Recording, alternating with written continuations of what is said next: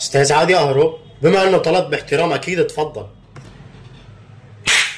مثل ما شايفين يا طلاب بناخذ هذا هيك. سلام ايمت، بدنا نخلص المدرسة، كل يوم بدها تصبح بوش هالاستاذ المنقول. ما في حدا منقولي غيرك هون ولا؟ انت شلون سمعت؟ ما لك دخل، اذا بسمع صوتك مرة ثانية قاعدك جوا الزبالة، سمعان ولا؟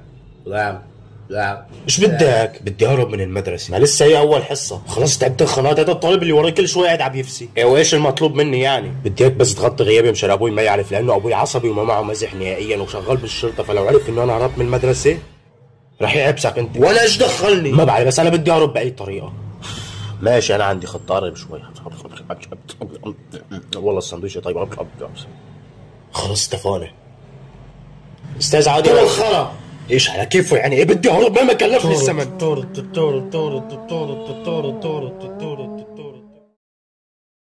لا خلص اخر مرة والله ما عاد بدي اهرب. شوف ايش هذا طلع.